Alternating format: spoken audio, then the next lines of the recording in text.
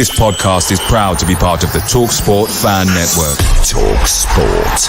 Powered by fans. It's a goal! What a goal! It's absolutely world class from Marcus Tunde!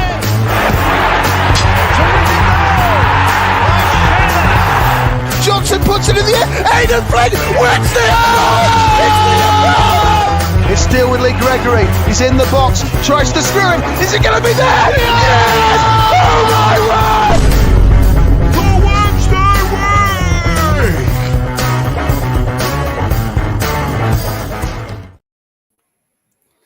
Good evening, hello, and welcome to another episode of the Wednesday week.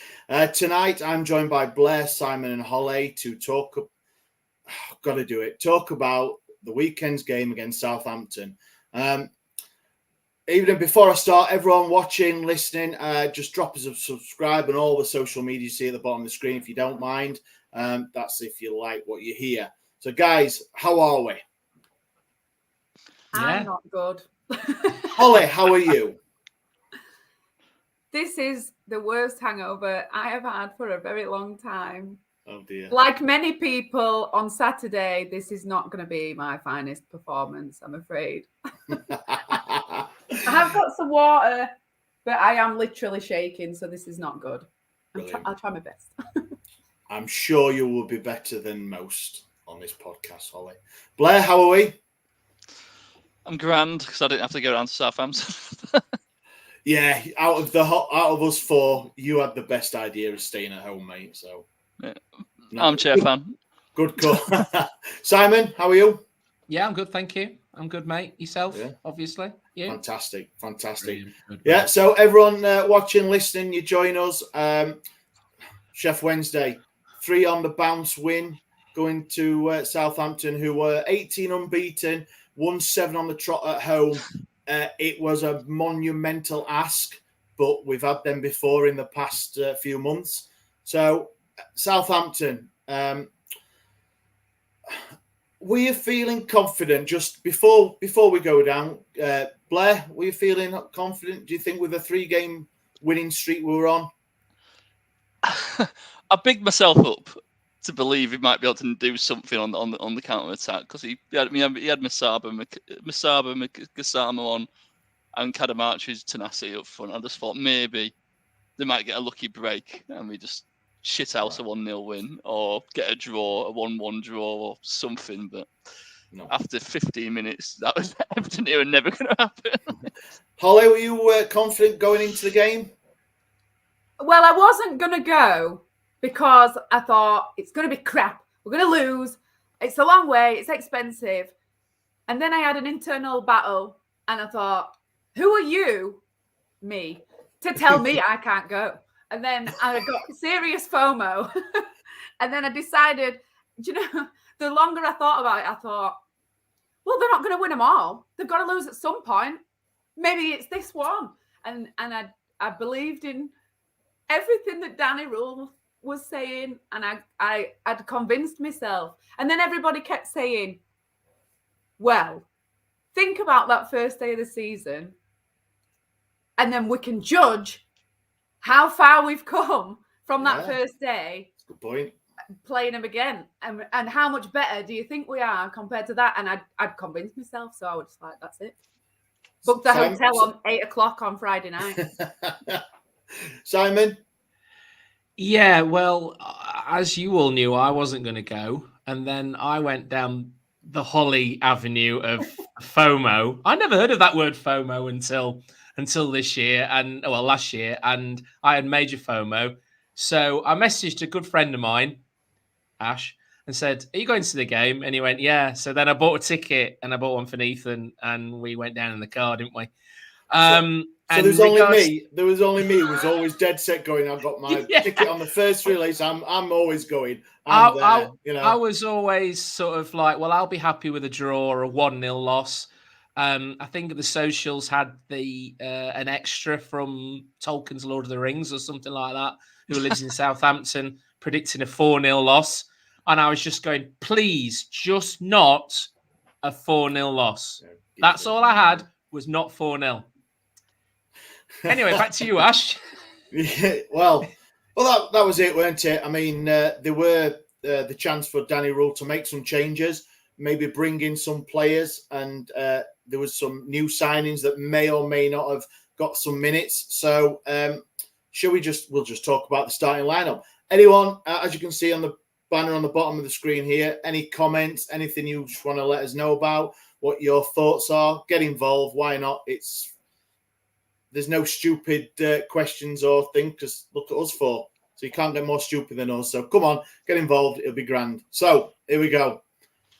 Starting lineup. If you can see that, everyone on the screen. So I've just, for you on an audio medium, I've just put a picture of the starting lineup. So we had Dawson in net, kept his place. Palmer right back, Johnson left back, Diaby and Ekwe in the centre, Bannon and Bernard in the centre of midfield. Cadamartri up front, supported by Masaba, Windass, and Gassama.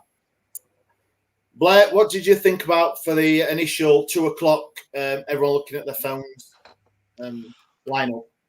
Well, everyone looked at the Bernard situation in centre midfield, and the only thing I can think of is, but he tried going a bit more defensive and maybe try and show up the back line a bit more. But also in the previous few games, Bernard's going to like tear and run a few times forward, so maybe he's just thought you can do that in midfield more and not be leaving us massively exposed at the back. So maybe he had like a double thinking about it. But it could be the first time we could criticise Danny Rule because it wasn't the right call at all, was it? Do you know what? No, before the game, right, when I saw the starting lineup and it's just like everybody in attack and then here's some defenders, nobody in the middle, go for it. And then these guys are here. I thought that was brilliant. I was so excited. I thought he's just decided, don't even let them get it in our half. Everybody just attack, go, go, go, go. And I'm on board with that kind of stuff. I know, obviously, whatever happened, but I am on board with it. Do it again. Every time. I loved it. I mean, Simon? Yeah, well, we had a conversation on the way down, didn't we? And I've had the conversation with my mate AD after the last game as well. Would you bring Bambo back in? And I've wholeheartedly said no. The defense was working as it was with Big Dish and Ihekwe, who's probably been one of our best players since coming in for the Preston game after the Coventry game. After the last time we played Coventry. And was it Danny trying to fit both those players in? Because we know Dijon can pass the ball. Like Blair said, he'll take the ball from midfield and he will push forward. I just think it was. There's a meme, isn't there, of John Travolta? I think it's out of Pulp Fiction, where I think it's when he stood in the hallway of I can't remember whose house it was, and he's sort of like this. And that's what Dijon Bernard did for the entire first half of that game. He was stood around going. We'll get onto that, Simon. We'll get onto your thoughts of the first half. Yeah. Do you think that Danny Rule told Bambo we were in the squad and then looked at social media and everyone's going, it's got to be Ihekwe and Bernard. It's got to be. And you were like, shit. And then just were like, go on then, everybody can play. There must be something that obviously Danny Rule sees in Bambo. There must be, because I think the most improved, not the most improved player, but the player out of the last 2 or 3 games that's come in Ekwe, has been fantastic, absolutely fantastic. And I was happy for him to see him keep his place, because I did think it'd go Bernard and Bambo. But then to actually play off... Ihekwe was quite slow, isn't he? So maybe he just thought Bambo's faster. Yeah. That's all I can think. Or he's got some dodgy pictures of somebody. Oh, Liam said, obviously we're just starting the starting lineup. I know we're going on, but what one Volks Diaby think sat on the bench? I know Momo Diaby's coming back from a long layoff, so I'm imagining minutes-wise for him should be. But Volks, we'll get onto it and my thoughts on Volks in the second half. But yeah, if your players that your positioning is centre midfield and you've got a guy, don't get me wrong, who's been one of the best centre backs all season in Bernard coming in to play in the midfield, it's got to be a bit disheartening, hasn't it? Especially when Volks have been playing so well as well. Yeah, but he's been out injured for a while, hasn't he? So I can only think he didn't play him from the start because was it at Preston where he went off with what we thought was a hamstring? So I can only think, but I was more surprised that Momo Diaby didn't end up playing because he's obviously he's done quite well in the last couple of games, and for me, he's the sort of player to break up that play that they have and drive the ball forward. Whereas again, I think Dijon just looked a little bit lost. It's a bit thing with obviously Palmer in the last 2 games has played in that midfield, a bit of a holding midfield player. So I would have thought if he was going to go more defensive, he'd have stopped with Palmer. So it was a bit, and I think a bit of left field. I don't think he's ever played in that position before, Bernard, especially not for Sheffield Wednesday. So it was a bit of a left field to start against what is a very, very, very strong and expensive Southampton team. I suppose. Go on, Si. Well, what I was going to say was just quickly, Holly, was when we were in the pub discussing it before the game, we were like, well, obviously Danny's seen something in the player to play him in that position because he hasn't put a foot wrong so far, and he always knows how to change a game. He's done it several times. He's the ultimate tactician. So I think before the game went, it's surprising choice, but he knows what he's doing. So none of us sort of doubted it in a way until the game, I suppose. Yeah, Holly. Similar to that, really. I think we're going to have to forget about positions of players and like 4-4-2 or whatever, which, I mean, everyone forgot about 4-4-2. That's not a thing anymore, is it? But I feel like Danny Showing Rule... your age there, Holly. Sorry. Danny Rule's got different categories that players are in, and they're in more than one category, and depending on what's happening. I think it might have been the Cardiff game, which again, I suppose it didn't work, but he obviously he decided we're going to go more attacking, and then just completely changed everything, and everyone were looking like going, so where's he? But the players just went with it or whatever. So I think it's not a case of Bernard was doing the job of Volks. He's just doing something completely different that he knows about, to be fair. So Merrick Cooper's put, to be fair, I thought Big Dish might work out in midfield when I saw the lineup. Obviously not, or at least not against that team. What do you think, Blair, when you saw that? Well, I didn't realise how good Southampton midfield actually was until I saw it just absolutely pass us to annihilation. So it was kind of like, it might be really good in midfield, Big Dish, but he never got a chance to have a ball. I mean, when he did get the ball, he had literally half a second, if that, to even pick a pass, and everyone was so knackered. There was no movement. We kept losing the ball. It was just shit, wasn't it? So it was just like, so maybe it might work out in the future game. Like it might be a master stroke. Yeah, but it didn't work out against Southampton. Yeah, well, 3 o'clock came, and obviously we kicked off. What were your initial thoughts, Holly, of the first, 20 minutes, shall we say? Before the first goal, I didn't think we were too bad. Well, no, that's not true. We didn't pass 3 balls. I think they were really obviously just kicking it away, and there was nobody to link up. It were definitely a very separate. Those are over there, and these are defending. And the couple of the players in other games, Gassama and Masaba, I mean, it works having them running at people, but when we haven't got the ball, I'm not convinced that they are very effective. So at the start, I don't think we were too bad, but I think that became much more evident as the game went on. That's a good point, that, because against Leicester, he didn't play any pace. He didn't play hardly any attackers against Leicester, and that was one of our better performances. That's kind of what kicks out this run, because we knew they were going to have a lot of the ball.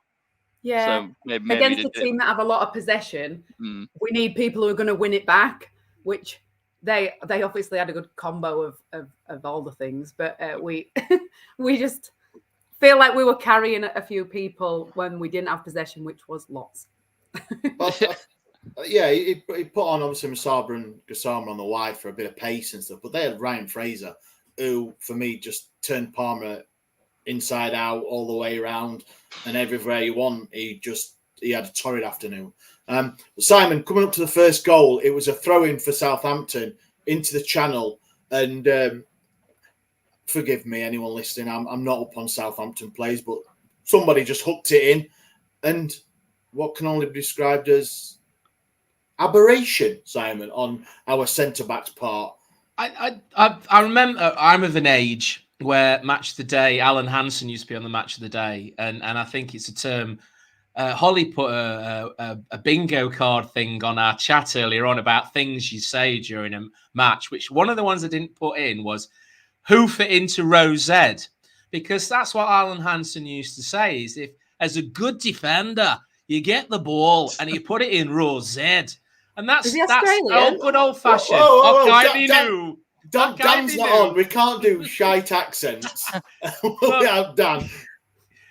Okay, they knew. There you go. You knew it was Alan Hansen. So, and that's what a central defender, who probably isn't the most skillful central defender in the world, all they have to do. Peter Shirtcliffe made a career out of it. Put it into row Z. And the guy, cheers for that, Liam. The guy should have absolutely put his foot through it. And instead, Daisy cutted it to one of their players. And we were speaking off the air, and it was just simple passing in the back of the net. And it just so frustrating, because it was a ball that was... It was at his foot. He didn't have to do what he did. Just put your foot through it. He's a big lad. I'm sure he can hit a ball. Just put it wherever. Just put it out of danger. And that's what we've done a lot of this season since Danny's come in, is there's been bodies on the line. We've thrown ourselves in. We've defended stoutly. We've not tapped it out. We've not tried to play it out. We've just basically, if we're under attack, which we were for a considerable amount of that first half, it's just, while it's not in our half, they can't score. And it was just bloody poor. It was a big ass putting him in after 3 game suspension as well against Southampton, of all teams. I mean, maybe like... Yeah. Well, this thing that Ash alluded to earlier on, that Cisco liked him. He didn't get dropped until Thompson came in, and then obviously Danny Rule sees something in the player as well. I think he's got everything you want in a defender, but he's just not doing it. Just can't play it. For me, if you're looking, is he an improvement over Hekwe? And he's not an improvement over Hekwe. From the very start of signing him, and from what I saw under Cisco, and Hekwe wasn't getting in the side, he wasn't an improvement. And the fact he got sent off against Coventry and come back in has proven he is not a better player than Hekwe. I mean, I think a lot of people in Ekwe, when we first got promoted, thought that Ekwe was a League One defender. And yes, I know he's only had a few minutes this season, but whenever he has played for me, he's quite impressed, and he looks quite confident on the ball as well, which is a big thing for Danny Rule. And I remember when we played Birmingham, when Dawson and Diaby were having this pass it to each other, and it was every time that Diaby got the ball, it was like, he don't look that confident a ball playing centre half. Where for me, everyone will disagree maybe, but in Ekwe it does look a better ball playing. It just keeps it simple, doesn't it? You've got 2 players at the back there in Hekwe and Dijon. Dijon is the ball player. Dijon is a really class player, and I know Stevie talks about him a lot, and we do need to get him signed up for a longer contract, because he is actually a find for us this season. And he's the guy who plays the ball. Hekwe just does the simple stuff, heads the ball out, puts it row Z, whatever he needs to do. The trouble is with Bambo is he thinks he has a thought that he's actually a footballer, and he's not, in regards to what Dijon is. Dijon is the ball player, and unfortunately we took that ball player out of the back 3, 4, whatever we played, and put him in midfield of where he didn't really touch the ball. Yeah, definitely. I mean, Holly, first goal, suspicion of a little bit of handball, do you think, for me? I think yes. What about yourself? I shouted for it. If it had been one of ours, I'd have probably said it won't, but yeah, I shouted for it. And it had to be, didn't it, Shea Adams as well? I mean, Palmer's slip didn't help either. It's just right. It's all bambo. No, Palmer slips, and then when it goes, he stands there and like blames everyone else but himself. But you did slip off a pal. I think the problem is that a team like that, like a slip or a little fumble, is not that much of a problem unless it's against a team like that. Like for all of the goals, it will just. I mean, they were good goals, but all of them came from something that we did that were bad, and they just went right. Well, we'll have it then, and then a couple of passes later, it's in net. Tired minds make mistakes. Every mistake. I'm not having that bollocks, Blair. Tired minds. They played one game in a week. They were under the cosh for like ages. Every mistake that was made, which Holly alluded to it perfectly. Every mistake that was made that somebody like probably, I don't know, at Bristol or QPR or who wouldn't punish us, they punished us for every mistake we made. So the two crosses in for the first goals that shouldn't have been allowed to cross in. Johnson was at fault there. Then obviously Bambo slipping up, Palmer slipping up. You know, those. I think out of all the goals that really wasn't a huge mistake on our part was the third goal, which you'd obviously move on to. But each one of them was a mistake we got punished for. Simple as that. And every time we made a mistake, they scored. I think if we'd have gone into that first half 0-0, we'll all have been happy, even though it was pretty much under the cosh. I think we had one effort. I think Cadamarcio had a header, like a looping header that went wide. It was Windass, I think. Was it Windass? Apologies. Yeah. It went wide, and that was it. That was our amount of attacking ability in the first half. So, I mean, first half ended, went down to the concourse, had a nice Coca-Cola and about 15 quid's worth of food because it's expensive. And then came back refreshed, ready for the second half for it all to be totally different. Danny Rule made some changes, didn't he, for the second half? Excuse me. Volts came on because that first half midfield with Bannon and Bernard, we said, just didn't work, did it? It wasn't really a midfield, war it? They were just kicking it into a gap and hoping for the best. It was like when you play Sunday League and everybody thinks they're a striker and they're on the horizon and you're just like, guys, you need to come back. They just didn't. So that Will Smallbone they had in midfield was just unbelievably good. He was like the Bannon of 6-7 years ago. Yeah. He was like, it's like when you first saw his name, I thought, oh, Will Smallbone, the gag writes itself, right? And then within 10 minutes, like, can't even take piss out of him. He's that good. He was that good. He was ridiculous. Merrick's come back to say, why is Dan not here to review the Dan Fudge derby? I'll tell you why Dan's not here, because he's currently on a plane going over to New Zealand. He's been kicked out of the UK for his absolute football knowledge, and he's going to spend a couple of weeks over in New Zealand and annoy them lot. So that's where Dan is. So unfortunately, you're going to be stuck with me hosting for a couple of weeks. So apologies, everyone. That's why Dan's not here for the Dan Fudge derby. And only Dan Fudge would call it that. So it's just what it is, isn't it? So second half, we came out, and it was nothing exactly. I was just Blair. You could take it because I was just going to say the same. I think the what took my eye the most was like in Danny Will's early tenure. He's always like Gassama. He's always played with Gassama. I mean, if he's had to take one of Gassama or Masaba off, he used to always take Gassama off and leave Masaba on. But he took Masaba off this time, so I think that just shows how well Gassama's getting on and how much he's improving. And he had some chances. I think it might have been at 2-0. We spoke about the second goal, yeah. At 2-0, Gassama had that break, and I think Adam Armstrong pulled him. You don't know. We probably would have missed it, but he was like our only outlet, and he's like a 19-year-old lad. But yeah, nothing changed. He tried to change it. I don't even know if formation even changed. Or it was just Southampton had the ball all the time, and it was just so hard to watch, wasn't it? Yeah, he did. He brought Volks and Fletcher came on for Cadamartre, and Volks came in the midfield, and then I think he went to a back three and had Johnson and Palmer as like wing backs, which I mean, in hindsight could have started with that. Would have been probably a bit better, but anything could have been better than the final result, I suppose, couldn't it? Holly, the second goal. Another bit of a defensive mess up again, weren't it? So we are the Kings have our own downfall for this match, especially.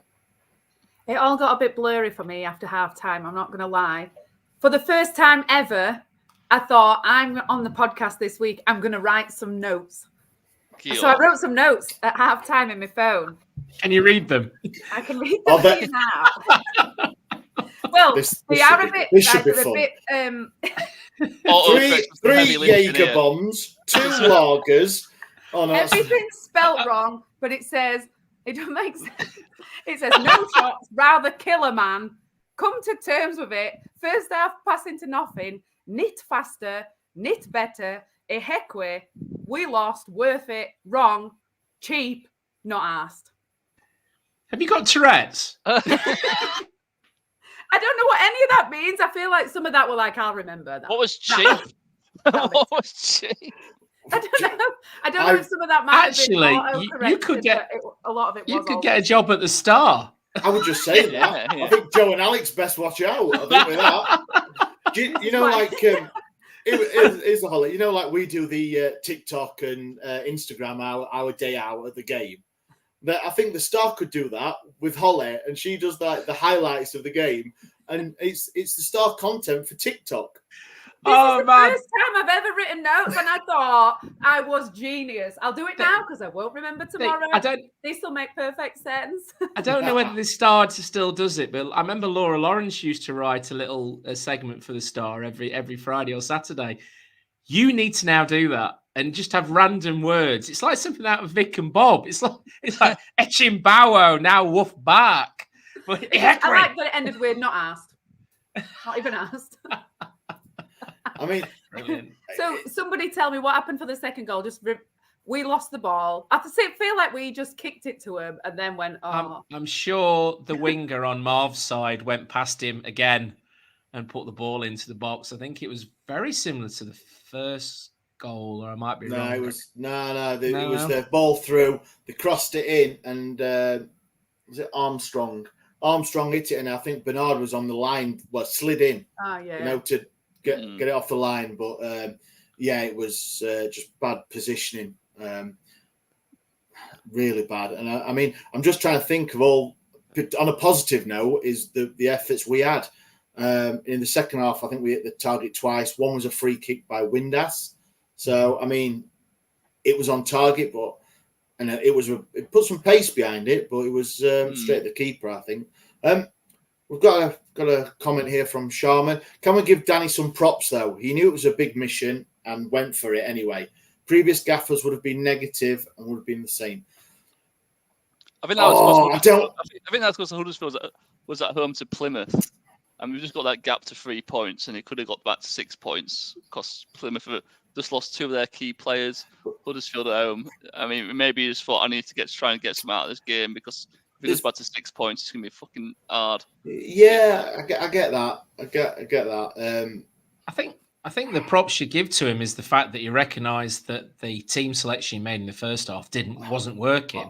Yeah. And he changed it immediately on half time. And I did actually think, even though we conceded 3 goals in the second half and not 1, I did actually feel that the midfield did actually pick up a bit with Volks in. And Volks did have some.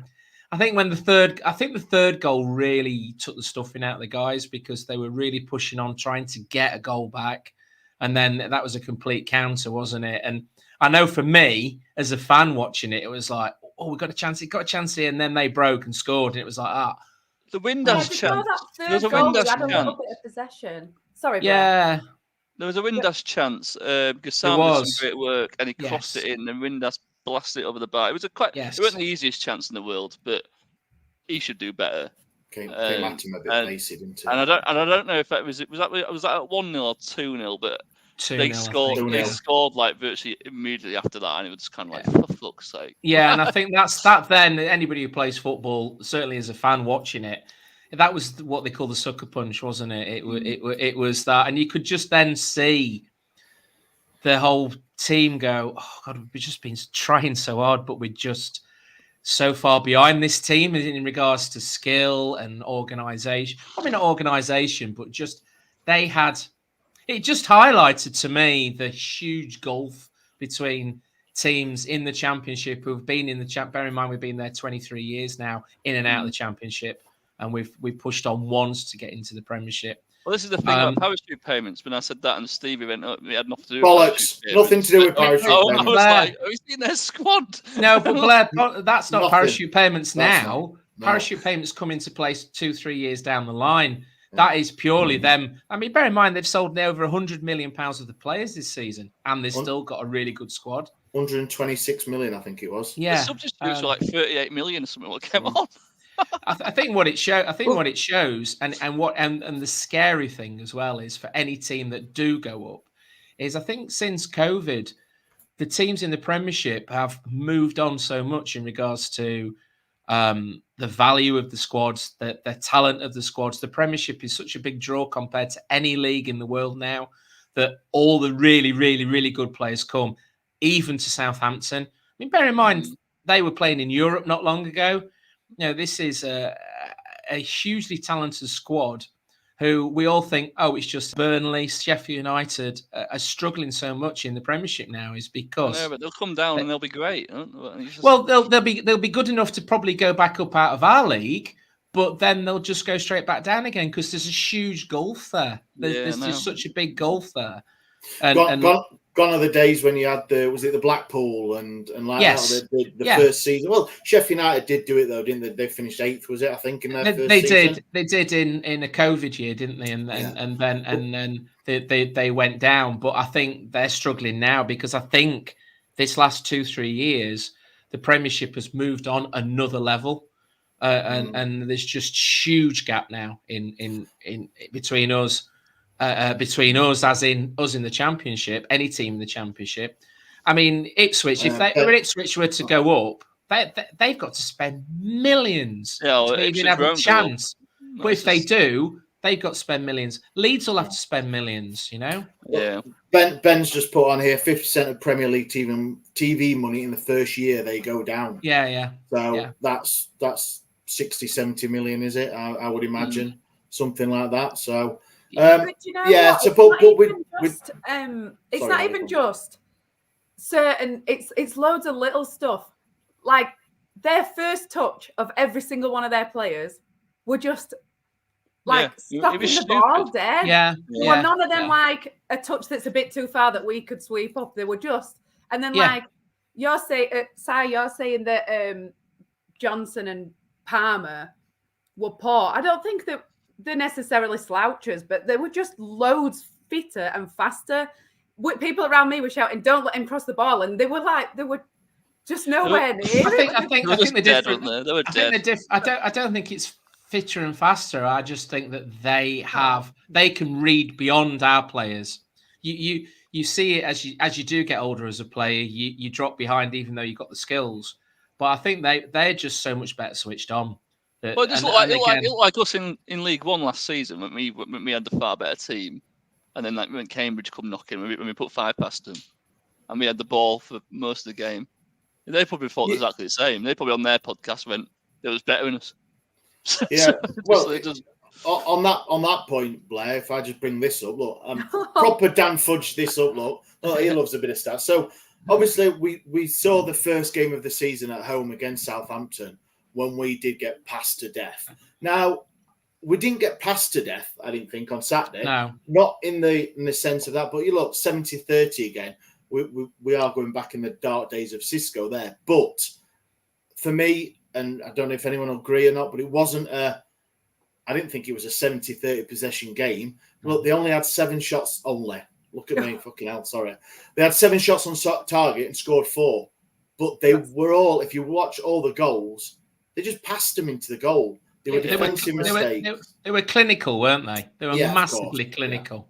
Yeah. And that's where we have suffered this season. Probably the only time we were clinical was really the Hull game, wasn't it? Where every shot we had on target went in. Yeah. Well, we had 21 shots against Hull, didn't we? And had 6 on target. So that's it. But that's how mad it is. This league, it is thing. So we'll look. We've talked about the absolute horror that was Saturday for 30 odd minutes. Now let's draw it. So final thoughts on the Southampton for me. I've just seen a comment here from Steve. Did we expect anything from this game? Happy to park it and move on to the next. I've got to agree with him because I'm always a little bit positive. I know Dan always says I'm the grump of the podcast and things, but I'm always a little bit positive. But it's right.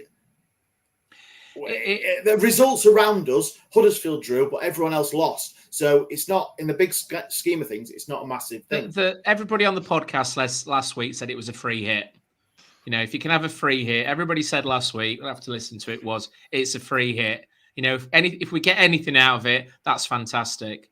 We didn't get anything out of it. I'm a bit peeved that we lost 4-0 just because of the ginger goal dwarf difference. Who was on that podcast. And goal difference. And obviously goal difference. But like you say, those around us, you know, nobody moved really. Huddersfield 1 point, so it's 4 points now. It's 5 now, that goal difference though. Yeah. In regards to what Sharman's just said, I would actually agree with that. The only people who actually really sang were the people. I was right in the corner, and the only people who really sang were people to one side, and I think there was some to the right hand side who sang, and the rest of the Southampton fans just sort of sat there. And secondly, is goal music needs to go in the bin. We never hear it at ours anyway. It was just atrocious. Absolutely atrocious, the goal music. Just go away. I mean, if it were the darts, mate, it's just like they need goal music to encourage them to sing when they've just scored. Then there is something wrong. They need to get back on their boats and sail around the Solent. Sadly, them smashing us 4-0 is like it's expected, which is like shit, innit? Yeah, when that guy was celebrating that last goal, I just thought, well done, you. Yeah, well done, you. Yeah, well done. Well done. Pop world, here I come. Yeah, exactly. I'm off the pop world now. The game may have been rubbish, but like many times for anyone who goes home or away, is that after the game, like skiing, après football. I think that could be a thing. Après football was quite spectacular, wasn't it, Holly? And no doubt for a lot of Wednesdayites who stayed over in Southampton. Yeah. But anyone listening and watching, please drink responsibly. It's not big, it's not clever. Just look at our TikTok and the state of Daniel. Oh my God, he looks so ill. He looks so ill. He did look ill. So we move on from a bit of a horror show on the South Coast. It's done and dusted, isn't it? Go on to the next. That's it. We can't do anything about it. So who's next? Who's next? We'll get on to that one, Blair. We'll get on to that one, Blair. So next on the agenda for us tonight is, obviously it's January. We can't do a show. We do one a week. We can't do a show without mentioning transfers. I'll keep saying it. Anyone in the comments want to drop in any sort of comments or transfers, what you'd like to see, what you'd like, who ins, outs, shake it all about, that sort of thing. So we have brought in 2 players up to now. We're on the 15th of January, so 15 days. So a Mr. Beadle and Ugbo. Now, anyone listening, and I apologise, you know we're all great here for pronunciations and accents. Is it Ike? What's his first name? I don't know. So please, anyone can chime in with that. Holly, what do you think? Ike Ugbo?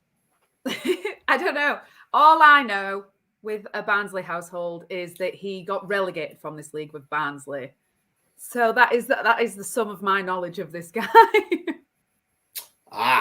Now. So surely he's not going to want to do that again. No, he's The thing that for me on Twitter and social media is Danny Rule has got a massive following. Sheffield Wednesday, he's really took on 90% of the fans are really behind him. And I think if Danny Rule makes any sort of decisions in January, I think most of the fans are going to be behind the decisions he's making. They may not be his decision, somebody above him, maybe making the ins and outs. Well, I'm going to say something controversial. Why not? Right. This is a podcast, Holly, and I'm sure everyone shall shoot you down. 1, because it'll be shit, and 2 is because you're a lady. Absolutely. I'm not sure that we're...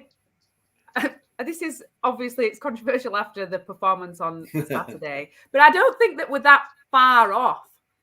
Like, if you think if Momo's back and he's as good as he was for that 65 minutes that he played before his injury, yeah, we've got a new keeper. We're not bothered about Southampton, as I said in my notes, not asked, right? Yeah. That's not a problem to us. Cheap, you said. Cheap, not asked. Don't give a crap, right? We just have to, and we're not even asked with 2/3 of the table. We just have to get above 3 teams, and I think that we are good enough, or nearly there, to get above 3 teams. And I know someone said to give props to Danny about how he approached Southampton, just to go back onto that. But you said that you enjoyed it more than the first day, Ash. And that's because of the Danny vibes and because he dared to do something different. We could have sat back that entire game and still lost, and he didn't. And I think that could work against some other team. Maybe we might need a striker, since Ashley's not doing what I have told him he can do. Ashley Fletcher, not Ashley on the podcast. Yeah. Well, a bit of both. Yeah, well, yeah. It's been said plenty of times. In my Sunday League, on Sunday League 1, in my pub league, Sunday League, obviously I'm not built for football. You can't That's see one me more this, Sheffield Wednesday career. Yeah, if anyone sees me, I was a goalkeeper and a left back, and anyway, you don't want to. I'm not a good footballer at all. So better than me, Simon. January. Yeah. Let's talk about obviously all the rumours of people coming in. Not a lot of movement on outs, is there, at the minute? The first few. We can't get hold of Hendricks because Newcastle don't want him back, which I think is one of the funniest things ever. It's classic Wednesday. It's classic Wednesday, isn't it? It's like, can we borrow your player? Yes, of course you can. He's shit. Can you have him back? No, we don't want him. Get him away from here.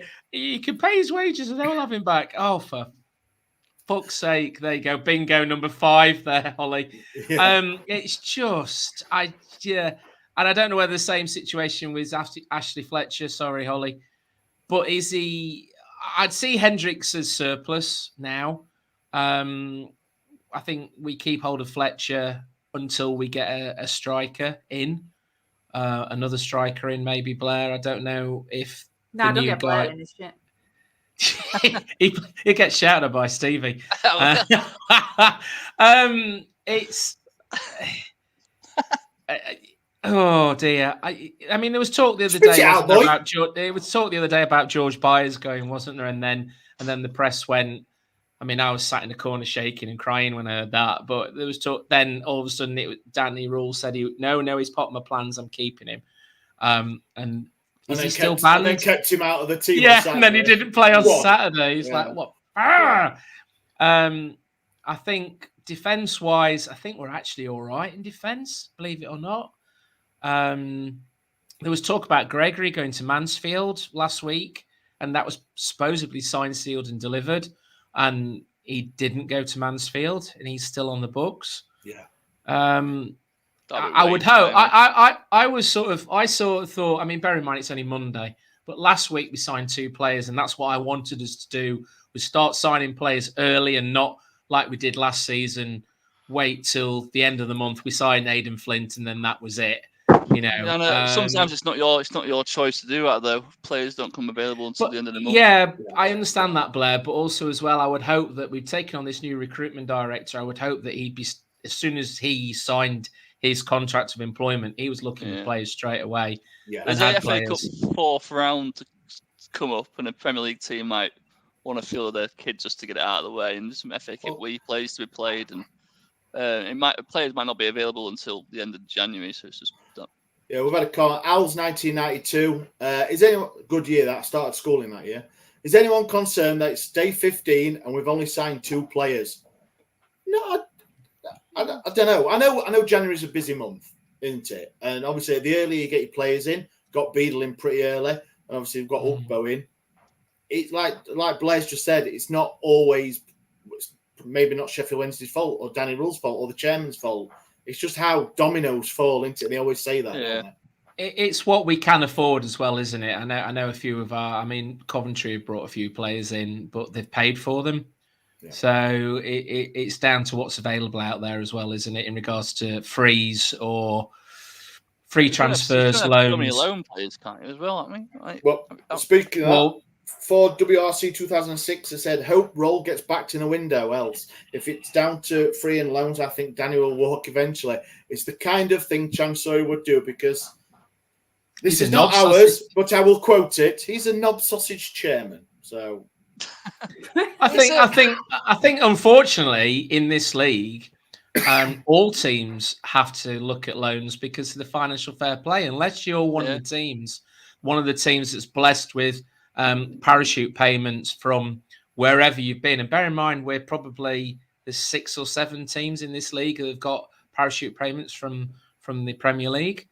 You know, Norwich, West Brom, as well as the 3 that just came down. We've got to look at freebies, and there are actually some good freebies out there. Well, we need Gassimer. We need Gassimer to keep doing well, and Kadamarchi so we can sell them on for big money. One thing I wanted to say was I think Masaba's properly dropped up over the last few games.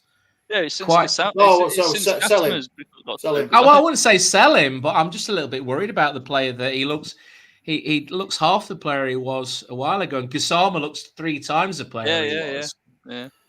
It is quite worrying that he's not looking the player he was, and maybe he needs some time out the side. But again, where do you play him? He's not going to play in the under-21s, is he?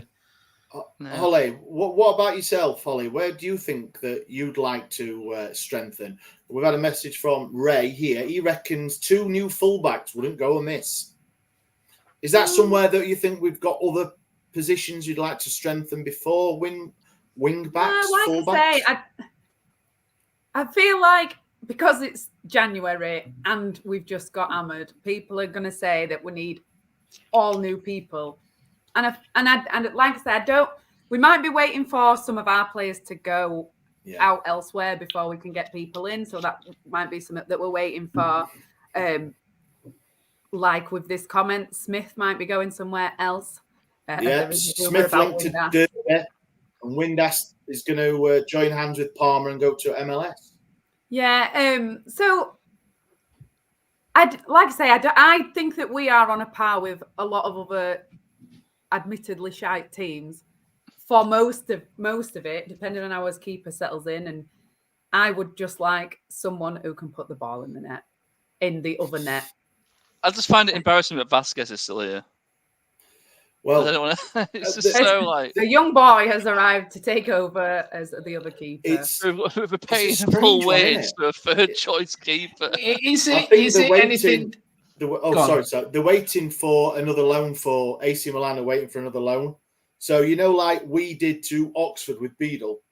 Obviously, Brighton have said right, we'll recall him from Oxford because Wednesday want him. I think that's the same with Vasquez, and I think it's just happened today with Scott Twine. Scott Twine's been recalled from Hull to Burnley, and now he's gone to Bristol, which I know we can't afford 2.5 mil, but don't even sound that much, does it though? It is though to us.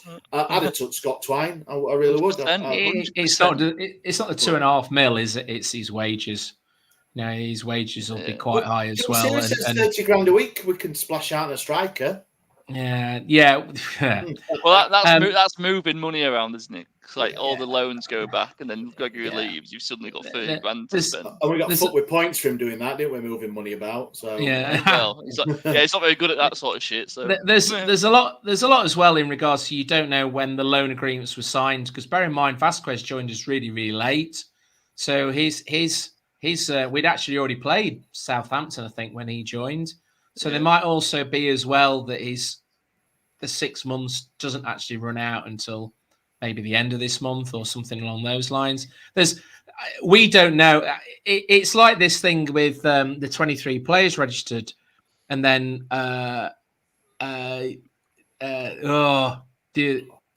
came in, and it was a case of, well, how's that happened? And it turns out during the month of January, that squad of 23, you can unsign players off the 23 and bring another player in on the 23 and take another player out of 23. And it's like rolling subs over a week sort of thing, which, we had no idea about. And I don't think anybody knew about it, did they?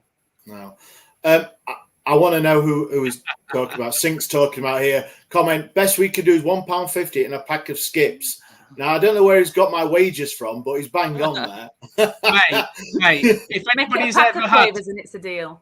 If anybody's ever eaten a packet of skips, we could sign anybody. Joe, I tell you what, people are agreeing with you, Holly. I don't like this. It wasn't I agree with Holly. I think the current squad may just have enough for us to stay up.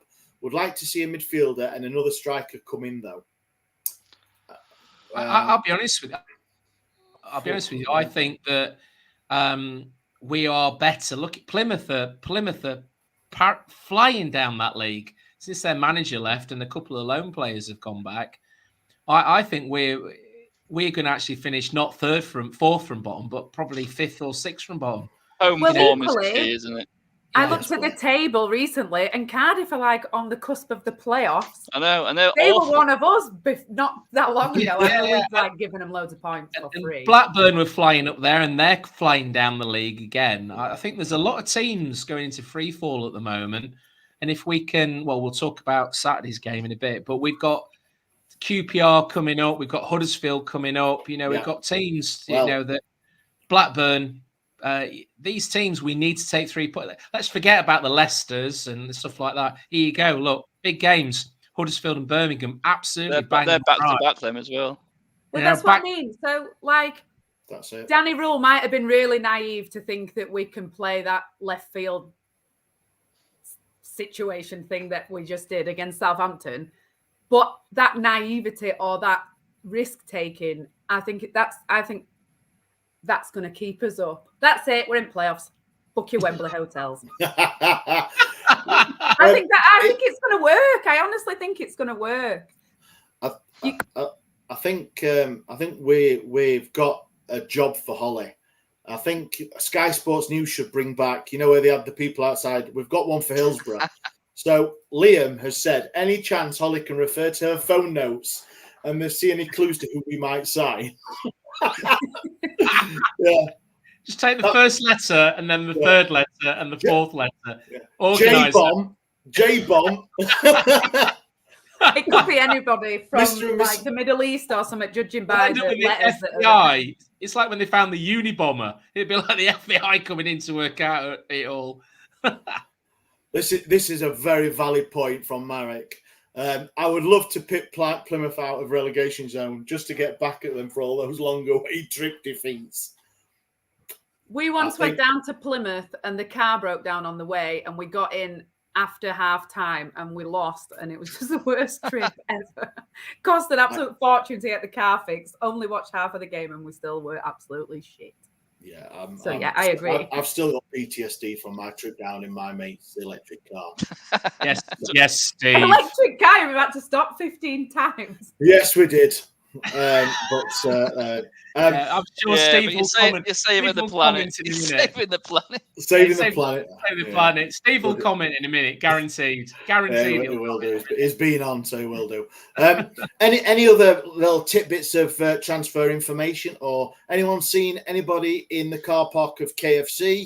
We've been linked to that Hungarian lad, haven't we, from the MLS? Oh yes, Blair. Please tell us you've done extensive research. I've done extensive research. My extensive research comes down to that on Transfer Markt, he's worth £8 million, which would be the most valuable player at our club.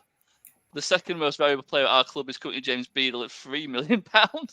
And he's not even our player. And he's not even our player. And the third most valuable player is Icky Ugbo, who is not even our player either, Brilliant. at £2.5 million. Well, after that, it's so. His name's Daniel Gazdag, so he's Dan Gazdag. So I await your notes, Holly, when you're putting it. I think that's what we're talking about. No, I don't. I await whoever, because I will give props to Sheffield Wednesday fans, whoever they are out there that come up with these songs for players that we see on Twitter. There's a new one every. Get his name into a song. It would get people's names into songs is fantastic. I challenge them. I await Gaz Robinson doing a song about Gaz Dazdag. Dan Gazdag. Yeah. I'm waiting for it. See, Steve's been on it. Was 14 times, not 15. But I think we should just shout Gazdag to Snoop Dogg songs. I did see this earlier. Ben's just put up it. I mean, is this a good? He's an international player and he scored against England. He scored against England. He's saying Ben's put up. So, I mean, it's all rumours, isn't it? We've been linked to lots of players before. And they've not come off, and whoever he's a number 10 by he's a number 10 by looks of it, and you know, I mean, that is a player we are looking for, to be fair. So is that like a Windass, not replacement? I dare say it, because obviously there is rumours of Windass may go. Windass is running out his contract. You don't know. Yeah, you don't know. It's a tricky play. He's played in the MLS, I believe, or he's in the MLS. They're on a break. He's in the MLS now, yeah. So. You never know, dear. Ultimately, if we sign someone that everybody knows, they go, nah, shit. And if we sign someone that nobody knows, they go, well, he must be shit. We don't know him. And then, of course. So, I'm going to go on this motto, Holly, Blair, and Simon. I'll include you. In Danny Roll, we trust. You see, I think and I've seen that a lot on Twitter. A lot of people, like I said at the start of the show, have been backing him, and for whatever reason, he's been backed, I believe, by the chairman, apart from Conor Coventry. But then again, if you're paying £1 million for someone running out in 5 months contract, then the chairman could be. I don't want to give him props that much, but it could be sensible for not spending that money on someone. He went to a struggling League One team, so it's not exactly like. He is from the south, though, isn't he? He's from London, so it's a big thing for them Londoners to come up north. Isn't it? And he had it. Oh, my missus hates it. She might stay you, Blair. Yeah, well. But Conor Coventry had a spell at Rotherham, didn't he, last season? So maybe, he's been in South Yorkshire. Yeah, it's a cross between Blue Water or Meadowhall, and he's gone for Blue Water. Yeah.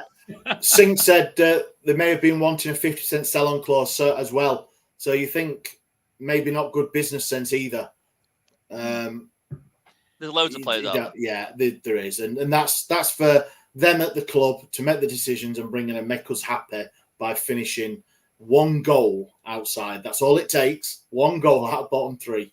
We're going to have to do some serious work on goal difference if we're going to be one goal. Yeah, I know. Well, that's the most disheartening thing about Saturday. Look, I've seen Wednesday get relegated on goal difference. I want to go points. Points is all that counts. Points mean prizes, Simon. Points mean prizes, without a doubt. I don't want to go 1990 again. Thank you very much. Cheers. Right, that's our in-depth transfer knowledge for Wednesday week. Yeah, you can't get any better. Can't get any better than that. Quick fit fitter for the old ones out there. Right. So, any other business? Anybody got any other business they would like to share? Who are we playing on? Saturday? Balls. Oh, sorry. Can we? I know it's shit. Yes, I know. Right. So. Saturday out of the way, coming up on Saturday at home, we have Coventry for the second time out of 3 times, maybe 4, depending how it goes. In the league on Saturday at home, Coventry. They're a bit shit as well, aren't they, at the minute? Oh, yeah. I wish. Terrible form. Fuck's sake. Simon, our home form's go on, impressive. Blair. Go on, Blair. Sorry, our home form's impressive at the moment. Crowds will be behind the lads, so who knows? Hull gave me a big reputation, and they're trying to get promoted, like Coventry, and we absolutely destroyed them, which was like probably the best we've played for a long time. To be fair, Agree. So you never know at home. Let's hope home advantage plays its part, but when they just beat Leicester 3-1, it's very promising, isn't it? Yeah, I watched that in the pub on Saturday. Yeah, it's not. Holly, what do you think about Coventry coming to S6 on Saturday?